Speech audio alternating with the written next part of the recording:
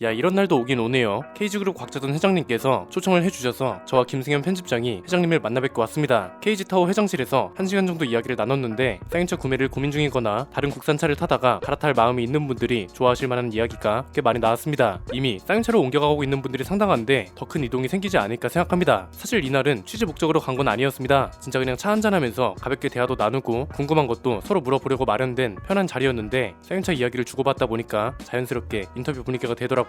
하나 확실한 건 쌍용차가 기존에 가지고 있던 징크스를 확실하게 깨고 있다는 겁니다. 항상 인수 절차가 끝난 이후에 신차 하나가 대박이 나면 뒤에 나오는 차들은 쪽박을 찾잖아요. 그런데 이번에는 확실히 달랐습니다. 곽재선 회장님과 나눈 대화, 그리고 직접 들려주신 쌍용차의 계획과 전망, 마지막으로 제가 진짜 이거구나 싶었던 중요한 포인트가 있거든요. 이게 쌍용차의 운명을 결정할 중요한 열쇠와도 같은 부분이라서 순서대로 살펴보겠습니다. 보통 자동차회사 관계자들은 행사장에서 만나거나 아니면 협업 때문에 만나는 경우가 대부분입니다. 그리고 이럴 때 만나는 분들은 대부분 해당 업무의 관계자들, 예를 들면 마케팅팀이나 홍보팀 부장, 팀장 이런 분들이죠. 아마 한 자동차 회사의 회장이 직접 초청을 해서 관련 이야기를 주고받는 사례는 거의 못 들어본 것 같습니다. 직접 갔다 오긴 했지만 저도 아직 실감이 안 나다가도 주고받은 명함을 보면 또 실감이 나고 그렇습니다. 1시간 동안 정말 많은 이야기를 했습니다. 저랑 김승현 편집장이 정확히 어떤 일을 하고 최근까지 어떤 일이 있었고 쌍용차에 대한 회장님의 생각부터 앞으로의 전망, 그리고 최근에 소비자들 사이에서 논란이 있는 부분들까지 허심탄회하게 대화를 나눴습니다. 이야기가 끝나고 나올 때쯤에 인사하면서 한 말이 조만간 인터뷰 자리도 한번 마련해보자는 제안을 드렸거든요. 지금 당장은 아니더라도 쌍용차와 관련된 일이면 흔쾌히 응해주시지 않을까 싶습니다. 잠시 중단했던 시승기와 인터뷰뿐만 아니라 다양한 걸 시도해보려고 하니까요. 기대해주시면 감사드리겠습니다. 이번에는 그냥 편안한 대화 자리였습니다. 그렇기 때문에 오히려 허심탄회한 이야기가 거리낌 없이 오고 한 게 아닌가 싶습니다. 일단 결론은 이겁니다. 쌍용차가 기존과는 확실히 다른 방향으로 나아가고 있다는 거, 그러면서 쌍용차가 가지고 있는 브랜드의 가치와 방향성은 더욱 확고해질 것 같다는 건데요. 이렇게 생각하게 된 포인트, 그리고 제안하고 싶은 바는 크게 세 가지입니다. 첫 번째는 일단 대외적인 시선에서도 느낄 수 있는 부분입니다. 곽재선 회장께서 쌍용차의 방향성을 우리가 기대했던 것보다 더욱 명확하게 잡고 있다는 겁니다. 사실 다른 자동차 회사보다 리더의 의지와 추진력을 더욱 체감하기 쉬운 상황이긴 합니다. 쌍용차 인수 절차가 진행될 당시에도 프레스 출시 행사에 직접 참여해서 인사말도 하고 기자분들 질문에 답도 해주고, 이런 행보를 통해 알 수 있는 건 확실히 쌍용차 살리기에 진심이라는 건데요. 최근에 쌍용차 이름을 바꾼다는 말이 많았잖아요. 이거에 대한 이야기부터 오갔습니다. 회장님의 입장은 굉장히 뚜렷했습니다. 쌍용차의 이름을 바꾸지 않는다, 대신 쌍용차를 KG 모빌리티라는 새로운 법인 아래에 있는 자동차 회사로 두겠다는 거였습니다. 이렇게 하면 좋은 점이 뭔가요? 쌍용차는 국내 자동차 기업 중에 최장수 기업입니다. 1954년부터 역사가 시작됐고 올해로 68년째 역사가 이어져 오고 있습니다. 이런 브랜드의 이름을 바꾼다는 건 굉장히 큰일입니다. 이름이 마음에 들지 않는 이유 하나로 바꾸기에는 리스크가 상당히 큰 행위라는 건데요. 일단 돈이 많이 들죠. 기아도 로고랑 사명을 바꾸는데 8천억이 들었다고 했잖아요. 그리고 68년 동안 이어져온 이름을 바꾼다는 건 68년 동안 홍길동으로 살아온 사람이 갑자기 마이콜로 이름을 바꾸는 거랑 똑같은 겁니다. 완전히 처음부터 새로 시작하는 거라 다름없기 때문에 마케팅 비용이 천문학적으로 들어갈 거고, 이럴 바에는 차라리 지금 있는 이름의 가치를 올리는 게 더 수월하다는 거죠. 그래서 저희 영상에서도 뭐라고 말씀드렸나요? 지금 당장 이름을 바꾸는 건 그리 좋은 전략이 아니라고 말씀드렸죠. 토리스 하나만으로는 쌍용차의 적자를 개선하기 힘든 와중에 들어가는 돈을 아껴도 모자란 상황에서 굳이 하지 않아도 될 일에 비용을 들이지 않는 게 좋다는 거였습니다. 회장님께서도 비슷한 방향으로 나아가겠다고 하시는 건데, 여기서 중요한 건 KG 모빌리티라는 새로운 법인입니다. 이 법인이 생기면 KG그룹 차원에서 자동차 사업을 더 유연하게 키워나갈 수 있다는 강점이 있습니다. 자동차 관련 사업이 생기거나 확장되면 죄다 이쪽으로 몰면 되거든요. 쌍용차는 이게 특히 중요한 이유가 이날 이야기가 오간 것 중 하나이기도 한데요. 국산차 브랜드 중에 튜닝으로 돈을 벌기 가장 좋은 브랜드가 쌍용차라는 겁니다. 요즘은 특히 SUV나 픽업트럭 쪽 튜닝 시장이 엄청나게 커지고 있습니다. 스포츠카를 꾸미는 그런 튜닝이 아닙니다. 이런 차들을 말하는 겁니다. 이게 매력있는 이유는 명확합니다. 예를 들어서 지바겐이 2억이에요. 그런데 이런 차들은 지프나 브롱코 같은 차들을 기반으로 만듭니다. 차 가격이 6천 정도에 튜닝 비용은 3천에서 4천 정도 들어갑니다. 물론 더 저렴한 튜닝도 있고요. 그런데 웅장함과 시소성은 지바겐하고 비교가 안 됩니다. 바퀴만 사람 가슴 높이까지 올라오는 차입니다. 아마 실제로 보신 분들은 이런 차들이 얼마나 웅장한지 아실 겁니다. 양카 이미지가 아니라 실제로 보면 진짜 멋있습니다. 이런 건 미국에서나 볼 법했는데 우리나라도 유행을 타기 시작했거든요. 쌍용차도 이 정도까지는 아니더라도 지금의 튜닝 파츠 수준에서 더 견고하고 세련된 수준으로 업그레이드 할 수 있다는 거죠. 지금 당장 실현될 이야기는 아닙니다. 왜냐면 지금은 일반차 판매량을 끌어올려야 한다는 게 회장님 입장입니다. 대신 장기적으로 보면 아예 자체 튜닝 브랜드를 만들어서 이런 걸 소비자들한테 공급할 거라는 언급을 해주셨습니다. 지금 렉선 스포츠 같은 차들도 튜닝만 좀 예쁘게 해두면 볼만 하거든요.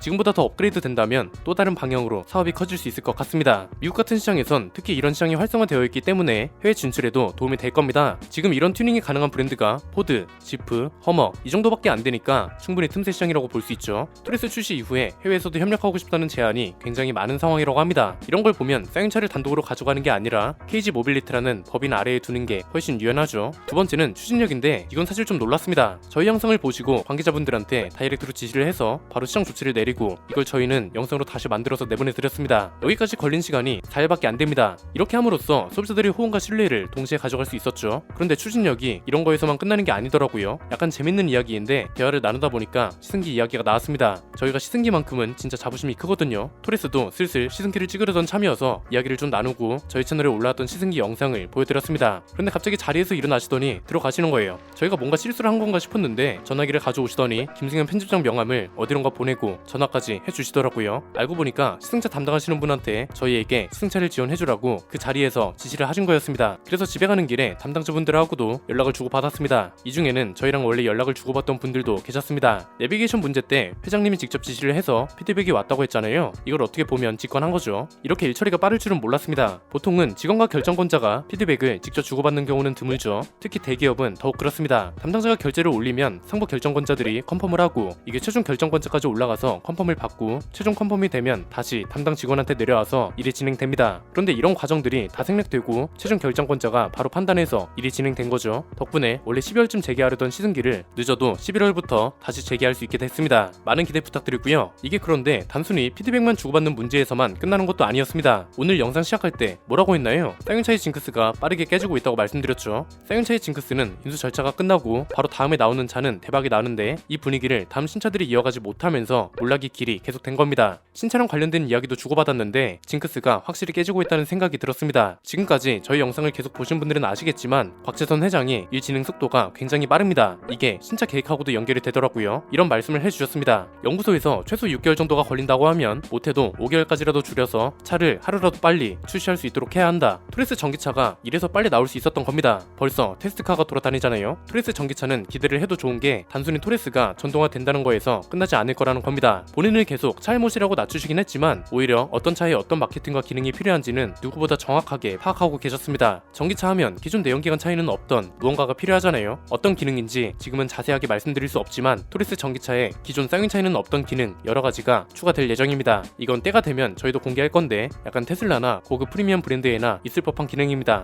연구소는 이게 불가능하다고 했었는데 무조건 추가해야 한다. 그렇지 않으면 실패한다. 이런 강력한 주장으로 지금은 현실이 되고 있다고 합니다. 여담으로 원래 내비게이션 풀 화면 문제도 연구소에서 이건 차주들이 직접 센터에 방문하셔야 한다. 이렇게 말했다고 합니다. 그런데 곽재선 회장님 입장은 아니 차주들이 우리가 예상하지 못한 실수 때문에 차주들이 센터에 방문한다는 게 말이 되냐? 센터 한번 방문하면 하루 반나절은 그냥 지나는데 시급으로만 따져봐도 이게 차주분들 입장에서 얼마나 손해야? 무조건 무선 업데이트로 해결해 이거였다고 합니다. 그래서 연구소에서 어떻게든 무선 업데이트를 가능하도록 만드느라 10월 예정이었던 조치 기간이 조금 늦어지고 있는 겁니다. 이런 이유라면 차주분들도 충분히 기다려 주실 수 있다고 봅니다. 그리고 또 하나는 기존 인수 회사들하고 굉장히 큰 차이 하나가 존재한다는 겁니다. 저는 이 부분에서 가장 인상 깊었습니다. 어떤 거냐면 최근에 쌍용차 회사 구조가 거의 물갈이 되다시피 했죠. 약간 이 구조 조정에 대한 내막이라고 볼 수 있는데 곽 회장님 입장은 이겁니다. 기존 임원들은 정해진 파이 내에서 차가 잘 팔릴 때 돈을 많이 가져가야 한다. 이런 마인드였다는 겁니다. 그러니까 이런 거죠. 쌍용차가 차를 팔아서 이익을 낼 수 있는 파이가 50이에요. 기존에는 차가 안 팔려서 20 내에서 매출을 내고 돈을 벌었습니다. 그런데 지금은 토레스가 잘 나가니까 50까지 매출을 내고 돈을 벌어요. 기존 임원들은 지금 돈을 많이 버니까 우리도 지금 많이 가져가야 한다. 이거였다는 겁니다. 그런데 곽재선 회장은 이게 제일 잘못된 생각이라고 했습니다. 정해진 파이 내에서 커졌다고 이 상황에 많이 가져가려고 하면 안 된다는 거죠. 저희도 영상에서 언급했던 내용인데 지금 파이가 50이면 이걸 80까지 늘려야 한다는 겁니다. 파이를 늘려야 매출 단위도 늘고 매출 단위가 늘어야 모두가 가져가는 수익도 늘어난다는 거죠. 차를 10,000대만 만들어서 팔 수 있던 걸 30,000대, 40,000대까지 팔자 이겁니다. 쌍용차한테 중요한 게 점유율과 영업이익 회복, 소비자 인식 전환 이런 건데 여기서 제일 효과적인 전략이 박리담회라고 말씀드렸잖아요. 일종의 박리담회 전략을 곽혜순 회장께서도 고수하고 있다는 거죠. 이게 진짜 중요한 이유가 지금 토레스가 잘 팔린다고 해서 안주하면 안 된다고 했잖아요. 공장 캐파 한계가 있고 토레스가 해외에 팔리기 시작하고 토레스 이후에 다른 신차들까지 나오면 지금의 공장 캐파는 감당할 수가 없습니다. 수요는 폭발하는데 공급이 못 따라가면서 소비자들이 외면하기 시작하는 참사가 벌어질 수 있다고요. 그래서 공장 캐파를 무조건 늘려야 하고 지금의 한계를 뛰어넘을 수 있다는 거였는데 최종 결정권자께서도 이렇게 생각하고 있다고 하니까 굉장히 뿌듯했습니다. 그리고 마케팅 전략도 기존과는 다릅니다. 자동차 회사들뿐 아니라 대부분의 기업들이 기자들 중심의 마케팅을 펼칩니다. 행사를 진행해도 인플루언서보다는 기자들이 중심이었거든요. 그런데 오히려 곽재선 회장은 저희같이 기자는 아니지만 시장을 비평 분석하고 소비자들하고 직접 연결고리가 되어주는 사람들, 유튜버, 인플루언서 이런 사람들이 중심이 되어야 한다는 입장입니다. 왜냐하면 기존에는 소비자들 반응을 확인하기가 회사 입장에선 힘들었는데 저희 채널을 보시는 이유도 소비자들 반응을 반응을 확인할 수 있다는 점이 가장 좋았기 때문이었다고 합니다. 저희가 지금처럼 지적할 건 지적해야 소비자들 반응도 바로 확인할 수 있으니까 끝까지 객관적으로 봐달라고 당부하셨고요. 이게 별거 아닌 것 같은데 재계에서는 굉장히 깨어있는 시각이거든요. 이를 추진하는 속도, 방향성, 생각하는 바 이런 게 모두 말로만 끝나는 게 아니라 행동으로까지 옮겨지고 있다는 점이 핵심이라고 봅니다. 그래서 토레스 같은 결과가 나온 거겠죠. 세 번째는 그래서 저희도 장기적인 전망과 필요한 바를 좀 더 편하게 말할 수 있게 됐다는 겁니다. 이미 신차 계획이나 방향성은 잘 잡고 계신 것 같아서 오늘은 부수적인 걸 제안해 볼까 합니다. 소비자들이 센터를 방문하거나 할 때 드리는 시간을 굉장히 소중하게 생각하시더라고요. 그래서 제안을 드리는 건데요. 소비자층이 넓어지는 건 오케이 알았다 이겁니다. 이건 굉장히 좋은 현상인데 넓어진 소비층을 견고하게 오래 유지하려면 소비자들이 직접 체감하는 변화가 정말 중요합니다. 사실 신차 계획과 출시는 대외적인 거고요. 진짜 소비자들이 체감할 수 있는 변화는 대리점 직원이 얼마나 친절해졌는가, 서비스 센터 직원이 얼마나 친절해졌는가, 서비스 품질이 얼마나 우수해졌는가 이런 겁니다. 최근에 쌍용차 차주들 이야기를 들어보면 인수 이후에 서비스 센터나 대리점 직원분들의 친절도가 상당히 좋아졌다고 합니다. 저는 이런 걸 아예 새롭게 매뉴얼화하는 게 좋을 것 같습니다. 예전 영상에서 말씀드렸던 것 중에 토레스 마진이 크지 않기 때문에 토레스보다 비싼 차, 진짜 흔히 말하는 그 시절 무쏘나 체험행급 신차도 언젠간 필요할 거라고 했잖아요. 장기적으로 보면 서비스 품질이 좋아야 이런 비싼 차들도 팔 수 있습니다. 그래서 저는 대리점이나 서비스 센터 직원들의 대응 방법과 기준을 아예 회사 차원에서 새롭게 매뉴얼화 해주시는 게 어떨까 싶습니다. 그래야 기존 국산차 브랜드하고 차별을 할 수 있을 겁니다. 이게 끝나면 서비스 센터 대응 매뉴얼도 별도로 마련하는 게 좋을 것 같습니다. 예전에 현대기아차 서비스 센터 문제를 얘기할 때 제안했던 건데요. 지금 대응 매뉴얼은 있습니다. 그런데 이걸 총괄하는 컨트롤 타워가 명확하지 않다는 게 문제라고 말씀드렸습니다. 이건 단계적인 해결책입니다. 지금은 고객이 무언가 컴플레인을 걸면 서비스 센터 직원들이 정해진 매뉴얼대로 대응을 하긴 하는데 여기서 무조건 끝내야 한다는 강박이 있습니다. 그런데 이 컴플레인을 총괄하는 컨트롤 타워가 있고 예컨대 이런 건 고객 대응 센터 같은 게 되겠죠. 이걸 신설함과 동시에 매뉴얼을 재정비하면 훨씬 효율적으로 움직일 수 있을 겁니다. 예를 들어서 고객이 불만을 A, B, C 이렇게 세 가지를 이야기해요. 이 중에서 A랑 B는 서비스 센터 차원에서 대응할 수 있는 거라고 매뉴얼에 적혀 있고 C는 본사 차원의 개입이 필요합니다. 이렇게 되면 어떤 대응이 가능한가요? 기존에는 이건 저희가 해결해 드릴 수가 없습니다. 저희 센터에서 할 수 있는 일이 아닙니다. 고객님이 예민하신 거예요. 이랬습니다. 그런데 이런 구조가 생기면 고객님 A와 B는 저희 센터에서 해결해 드릴 수 있습니다. C 문제는 본사 차원에서 해결해 줘야 하기 때문에 고객 대응 센터에서 곧 연락을 드릴 겁니다. 연락이 오면 일정만 확인해 주시면 되고요. 문제 내용은 저희가 접수해서